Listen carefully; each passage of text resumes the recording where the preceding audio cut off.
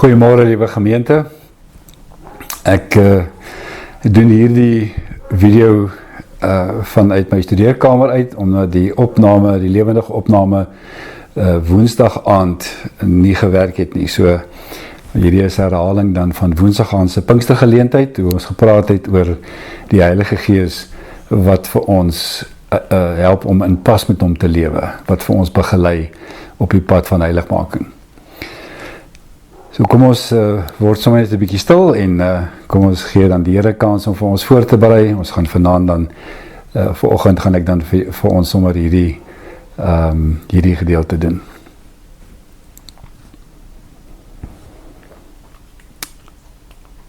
Here, ons word so stil in die teenwoordigheid en ons bid dat U vir ons ook gereed sal maak om U woord te hoor. Ons wil graag op die pad van heiligmaking in pas met U lewe. Amen. Ons lees vanoggend dan uit Romeine 8 uit, vers 1 tot 16, en dan ook uit Galasiërs 5, vanaf vers 4 tot, vanaf vers 11, dink ek sal nou daarby uitkom. Dan kom ons begin met Romeine 8, vers 1 tot 16. Romeine 8, vanaf vers 1 tot 16 gaan ons saam lees. Daar is dus nou geen veroordeling vir die wat in Christus Jesus is nie. Die wet van die Gees wat aan jou in Christus Jesus die lewe gee, het jou vrygemaak van die wet van sonde en dood. Wat die wet nie by magte was om te doen nie, omdat dit weens ons sondige natuur te swak was, dit het God gedoen. Hy het met die sonde afgereken deur sy eie seun in dieselfde gestalte as die sondige mens te stuur. En so het hy die sonde in die sondige bestaan van die mens veroordeel. Nou kan ons aan die eis van die wet voldoen. Ons wat ons lewe nie deur ons sondige natuur laat beheers nie, maar deur die Gees. Die wat hulle deur hulle sondige natuur laat beheers, hou hulle besig met die dinge van die sondige natuur, maar die wat hulle deur die Gees laat beheers, hou hulle besig met die dinge van die Gees. Die dinge waarmee die sondige natuur van die mens om besig hou, loop uit op die dood, maar die dinge waarmee die Gees om besig hou, bring lewe en vrede. Die dinge waarmee die sondige natuur van die mens om besig hou, is immers vyandskap teen God. Die sondige natuur onderwerp hom nie aan die wet van God nie, dit kan trouwens ook nie. Die wat hulle deur hulle sondige natuur laat beheers, kan nie die wil van God doen nie. Julle word egter nie deur julle sondige natuur beheers nie, maar deur die Gees, want die Gees van God woon in julle. As iemand die Gees van Christus nie het nie, behoort hy nie aan Christus nie. Omdat Christus in julle is, gee die Gees aan julle die lewe op grond van God se vryspraak, hoewel die liggaam vir die dood bestem is as gevolg van die sonde.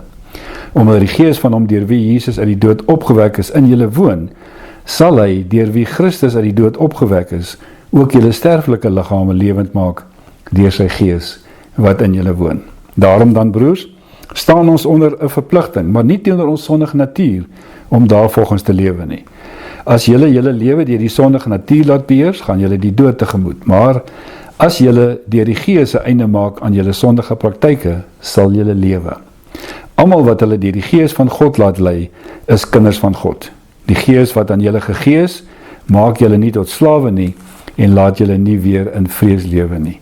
Nee, julle het die Gees ontvang wat julle tot kinders van God maak en wat ons tot God laat roep. Abba, dit beteken Vader. Hierdie Gees getuig saam met ons gees dat ons kinders van God is. En dan lees ek vir ons ook uit Galasiërs 5 uit, 'n bekende gedeelte wat julle sommer dadelik waarskynlik sal herken. Dit gaan oor die vrug van die Gees. Ons lees daar vanaf vers 13 af. Galasiërs 5 vanaf vers 13. Julle broers, julle is tot vryheid geroep, moet net nie julle vryheid misbruik as 'n verskoning om sonde te doen nie, maar dien mekaar in liefde. Die hele wet word in hierdie een gebod saamgevat. Jy moet jou naaste lief hê soos jouself. Maar julle byt en verskeer mekaar. Pas op dat julle mekaar nie later heeltemal verslind nie. Wat ek bedoel is dit: laat julle lewe steeds deur die Gees van God beheers word. Dan sal julle nooit soog voor begeertes van julle sondige natuur nie. Wat ons sondige natuur begeer is in stryd met wat die Gees wil, en wat die Gees wil is in stryd met wat ons sondige natuur begeer. Hierdie twee staan lynreg teenoor mekaar. En daarom kan julle nie doen wat julle graag wil nie. Maar as julle deur die Gees laat lei, staan julle nie meer onder die wet nie.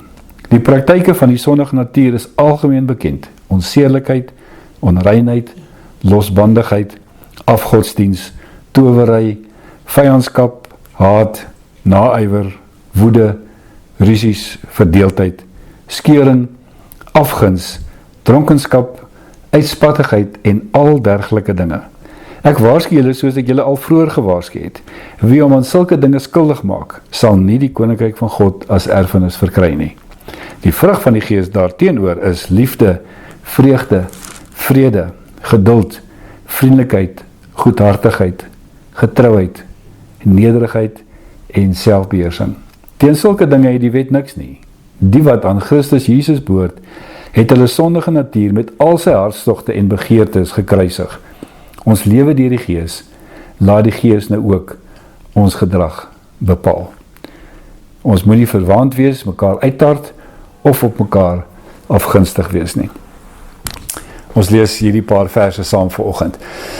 Nou, liewe gemeente, ons is nou besig met die reeks oor die Heilige Gees, soos julle dit goed weet. Die eerste aand het ons gepraat, of die eerste oggend gepraat oor die derde persoon, van dat die Heilige Gees die derde persoon in die drie-eenheid is, dat hy nie ondergeskik is nie, dat hy nie 'n derde rangse posisie beklee nie, dat hy gelyk in waarde is. En toe het ons gepraat oor die Heilige Gees wat met ons praat, deur sy woord en sy Gees, en gisteraand het ons gepraat oor die Heilige Gees, wat vir ons help om tot bekering te kom, die wedergeboorte en skenk vir ons die nuwe lewe. Vanaand is 'n belangrike onderwerp, of vanoggend, deurdat ons praat oor die Heilige Gees, wat vir ons ook in heiligmaking wil help.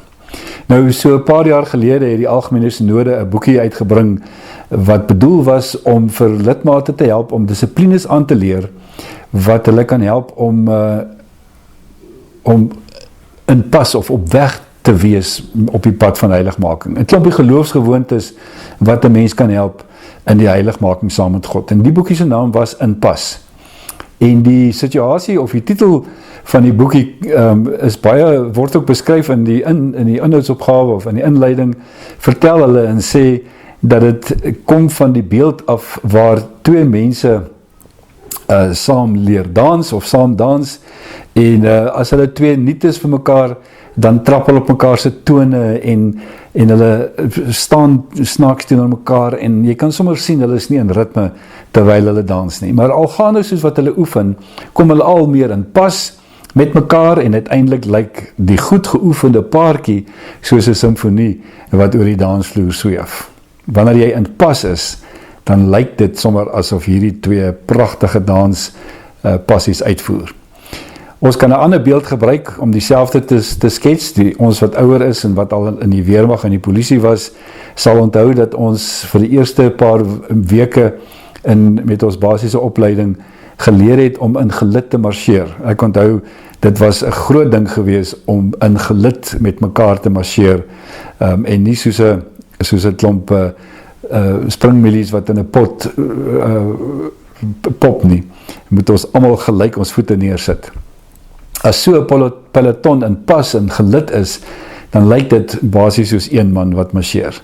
En dis soort van hierdie beeld wat oorgeneem is, wat gebeur wanneer ons dan ook met die Heilige Gees in pas leef. En dis wat heiligmaking is, dis wat Paulus vir ons probeer vertel in hierdie gedeelte, om onder beheer van die Heilige Gees te leef, is om in pas met die Heilige Gees te leef. Net soos enige danspaartjie, of 'n gesoute weerman, gebeur dit mos ook nou nie outomaties nie, het gebeur nie asof jy onder narkose is nie, is nie iets wat sommer net oor jou val nie. Dit verg 'n konstante oefening en 'n bewussyn, 'n konstante intentionele keuse wat 'n mens moet neem om 'n goeie danspaartjie te wees, en dan ook dieselfde om in pas met die Heilige Gees te leef. Elke dag, in elke omstandigheid, moet ons die keuses neem wat ons help om in pas te kom. So vanaand se gedeeltes help ons ook om hierdie werk van die Heilige Gees te verstaan. Veral Romeine 8 en Galasiërs 5, daar is ander ook, maar hierdie twee is veral twee gedeeltes wat ons daarmee help. Nou, N.T. Wright, een van my gewilde theologiese skrywers, skryf oor Romeine 8 en hy sê Romeine 8 as hoofstuk is eintlik die hart van die hele Romeine boek. En hy beskryf dit so dat die hele hoofstuk 1 tot 7 is amper die hele verhaal van God met die mens op pad en die sonde en die plek waar die sonde speel in Israel en die uitverkiesing van Israel en alles word in hoofstuk 1 tot 7 verduidelik en dan is 8 soort van die hoogtepunt waarmee hy dan afsluit. En jy hoor dit ook wanneer jy Romeine 8 lees, veral as jy Romeine 7 lees, dan eindig hy in Romeine 7 met ek elendige mens, wie sal my van hierdie doodsbestaan red? Aan God die dank, hy doen dit deur Jesus Christus, ons Here, en dan hoofstuk 8 vers 1, daarom is daar dus nou geen veroordeling vir die wat in Christus Jesus is nie. Baie mooi hoe hy daai oorgang bewerkstellig, waar die hele 1 tot 7 dan nou hierdie ondergang en die einde, sal ek dan maar sê, die slegte posisie waarin die mens verkeer verduidelik, en dan kom het oor in hoofstuk 8, wat dan hierdie hoogtepunt vorm. Terselfde tyd sê N.T. Wright, is hoofstuk 8 ook die wegspringblok vir hoofstuk 9 tot 16. En dis waar hierdie dan so baie mooi inpas. So God het die wêreld so lief gehad, sê hy, dat hy dit wou kom herstel het.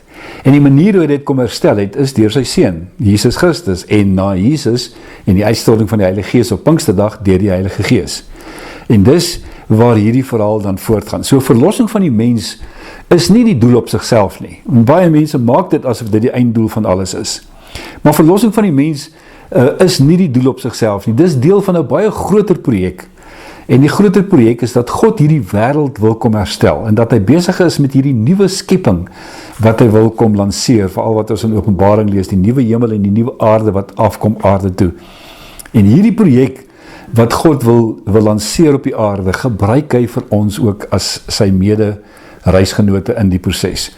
So ons is nie gered net terwille van ons eie bestemming na die dood nie. Ons is gered sodat ons deel kan wees van hierdie groot proses rondom die herstel en die vernuwing van God se aarde. So Jesus se hele pad wat hy kom stap het, sy koms na die wêreld, sy lyding, sy sterwe, sy opstanding, sy hemelvaart en uiteindelik ook sy wederkoms, is alles sodat hierdie nuwe skepping kan vernuwe word. Sodat die paradysverhaal kan herstel wat daar verkeerd geloop het. Selfs Abraham se roeping kan mens in daardie selfde lig sien wanneer God vir Abraham sê, ek sal jou seën sodat jy tot 'n seën vir al die nasies sal wees. En ook later in hoofstuk 8 vanaf vers 22 wat ons nou gelees het, hier sê hy ook dat die hele skepping sug en na die verwagting dat hierdie nuwe skepping van God moet plaasvind. Daarom dat ons dan nou in hierdie projek van God in 'n deel daarvan is. Ons is gered ter wille van die skepping, om die nuwe hemel en die nuwe aarde ook hier op aarde tot stand te laat kom. En deur ons roeping herstel God dan ook die aarde. En dis waar heiligmaking in pas. Dis hoekom dit is so belangrik is dat ons heiligmaking deel van hierdie proses vorm. Nou as ons begin na die teks spesifiek gaan kyk en dan na Romeine 8 gaan kyk as die een wat ons nou saam gelees het, dan is daar 'n paar dinge wat vir ons interessant is wat ons daar sien. In die eerste plek sê Paulus dat die wet was bedoel gewees om vir ons die lewe te gee, maar uiteindelik het dit gebleik dat die wet dit nie kon regkry nie. Al wat dit egter veroorsaak het, was die dood. Maar nou het Christus gekom, vers 4. En nou kan ons aan die eise van die wet voldoen, want God gee dit vir ons deur die Gees. Deur die Gees is daar nou lewe vir die wat in Christus Jesus is. Hoofstuk 1 tot 7 het ek net nou gesê, skets hierdie hele miserabele verhaal van die mens. Daarom is daar nou geen veroordeling meer, nou dat ons in Christus Jesus is nie. En Paulus se antwoord of sy riglyne vir ons om in pas met die Heilige Gees te lewe, gee hy dan vir ons ook onder andere hier in hierdie gedeelte. En hy sê basies daar ook in vers 9, dat as ons nuut gemaak is, deur Jesus Christus aan te geneem het, dan het ons deel gekry aan die Heilige Gees. En omdat ons deel gekry het aan die Heilige Gees, daarom kan ons nou ook onder beheer van die Heilige Gees leef. En hoef ons nie onder die beheer van die menslike natuur en begeertes en opinies te wees nie. Die teenoorgestelde daarvan is natuurlik om onder beheer van die sondige natuur te lewe, en dit is wat hy sê wat dit nie moet wees nie. Nou, so 'n lewe draai alles net om hierdie in pas met die Heilige Gees te lewe. Paulus sê, as ons Christus aanvaar het, as ons vir hom ja gesê het, dan het ons deel van hierdie nuwe natuur, dan het ons tot bekering gekom, dan die wedergeboorte met ons gebeur, ons het gisteraan daarna gekyk, en dan is daar 'n nuwe mens gevorm, en dan is dit die Heilige Gees wat aan ons, in ons aan die werk kom. En dis dan wanneer ons begin om intentioneel keuses te neem, om in pas met die Heilige Gees te lewe. Hy gaan so ver om te sê, dat as dit nie so is nie, en dis eintlik nogal die vreeslike, wil amper sê vreesaanjaende gedeelte van hierdie verse, as dit blyk dat iemand nie deur die Gees gelei word nie, sê hy eintlik daar, dat ons dan nie deel het aan Christus nie. As iemand weliswaar net agter sy eie begeertes en wil gedryf word, dan behoort so 'n persoon nie aan Christus nie. Kyk daar in vers 9. Julle word egter nie deur julle sondige natuur beheers nie, maar deur die Gees. Want die Gees van God woon in julle. As iemand die Gees van Christus nie het nie, behoort hy nie aan Christus nie. En in Galasiërs 5 kry jy mens dieselfde gedagte, ek sal net nou daarna ook verwys. So, dit gaan nie net oor 'n oomblik van 'n swakheid, wat met ons almal gereeld nog steeds sal gebeur nie. Nee. Dit gaan oor in Engels noem hulle die continuous tense. Nee. As jy aanhoudend jouself deur die Gees, deur die vlees laat beheer, dan blyk dit dalk, dat jy inderdaad nooit die Heilige Gees ontvang het nie. So iemand wat aanhou bly lewe in die vlees, sal bloot uit sy dade uit 'n getuie wees, dat hy eintlik dan nou nog nooit Christus aanvaar het as verlosser nie. Maar omdat Christus in ons is, vers 10, daarom gee die Gees aan ons die lewe, en dan volg vers 11 dan ook verder, en omdat die Gees van hom deur Jesus uit die dood opgewek is in julle woon, sal hy deur wie Christus uit die dood opgewek is, ook ons sterflike liggame lewend maak, deur sy Gees wat in julle woon. So dis wat Paulus dan nou sê. As ons dan die Gees van hom het wat ons uit die dood het opgewek het, dan sal hy aan ons die lewe gee. So as die Gees wel in ons woon, soos wat ons dan nou verseker word deur Paulus in die gedeelte, dan het ons al die nodige toerusting gekry om wel die vlees af te sterf en in die Gees te kan lewe. Dit sê vers 12 ook. So hoewel die Gees in ons werk ons dan saam deur in pas met die Heilige Gees te lewe. Ek het gister, of eergisteraand, het ek verwys na die samewerking, die medewerking van 'n mens by die verlossingsproses. Hier is die mens inderdaad 'n medewerking. Hier is dit ek wat ook saamwerk. By my verlossing doen ek niks nie. Daar is dit alles die Heilige Gees wat my tot bekering lei en my ook aan my die geloof gee, die nuwe mens aan my skep. Ons onthou toe ons gepraat het oor die geboorte die van bo af in Nicodemus Johannes 3. So daai proses doen ek niks nie. Hier doen ek inderdaad, werk ek saam met die Heilige Gees. Omdat ons gered is, daarom wil die Gees saam met my hierdie pad van heiligmaking stap. En daar is geen groei, geen inpas, as ons nie intentioneel kies om saam met die Heilige Gees te werk en die werke van die vlees af te lê nie. So dis wat ons in Romeine 8 dan lees. As ons nou blaai na Galasiërs 5 toe, na die ander gedeelte toe, dan waar ons gepraat het van die vrug van die Gees, dan sien ons dieselfde gedagtes ook daar na vore kom, wat Paulus hier in Romeine dan sê. As ons nou na Galasiërs 5 toe kry, dan praat hy daar van die werke van die vlees, wat maar dieselfde is as om onder die natuur van die vlees, of die beheer van die vlees te lewe. En ook hier, in Galasiërs 5, het dit gegaan oor mense wat in die gemeente weer sekere wetsbepalings, die besnydenis vir die lidmaatskap van Christus geëis het. En in die hele Galasiërs brief is Paulus redelik kras wanneer hy sê dat die mense wat van julle hierdie goed kom eis, is dwaalleraars en julle moet hulle teenstaan. Maar wat eintlik daar gebeur het, is dat hierdie dwaalleraars was so suksesvol dat die gemeente in twee geskeur geraak het, en dat hulle, as ons klink daar in vers 4, klink dit asof hulle mekaar, nee, in vers 15, julle buiten verskeer mekaar. Dit klink letterlik asof hulle fisies met mekaar ook beklei het oor hierdie twee strominge wat in die gemeente bestaan het. En wat Paulus dan nou eintlik sê is, maar dan werk julle mos nou nie volgens die liefde nie. So wat hier aan die gemeente gebeur was dat daar letterlik verskeurdheid plaasgevind het. En in hierdie omstandighede kom hy dan en hy sê hierdie gedeelte, julle beklei oor julle besnydenis en of julle dit moet doen of nie, maar lewe deur die Gees, Want dan sal daardie dinge wat verskeurdheid onder julle bring, verdwyn. En dan gaan Paulus voort, en hy verduidelik dit, en dan sê hy, die vrug van die Gees, en dan lys hy al daardie kwaliteite, en as ons nou na die lys kyk, weet nie of julle mooi gelet het nie, maar die lys, wat hy daar vir ons gee, van werke wat aan die vlees behoort, werke soos onenigheid, losbandigheid, afgodsdienst, towerry, vyandskap, haat, naaiwer, woede. As jy na hulle kyk, dan is baie van hulle is amper dieselfde tipe woorde. Naaiwer, woede, jaloesie, haat, is alles dieselfde ding. En het gaan alles oor hierdie verskeurdheid, hierdie, sal ek nou maar sê, kwaliteite of eienskappe wat die verhouding tussen die twee partye verskeur.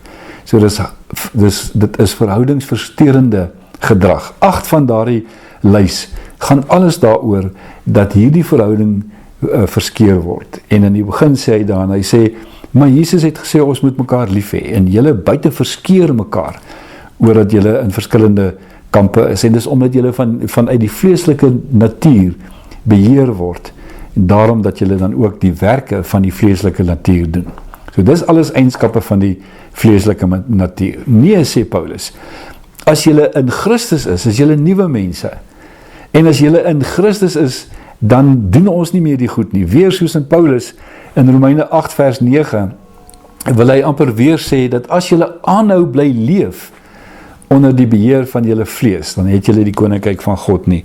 So skryf hy daar in vers 19.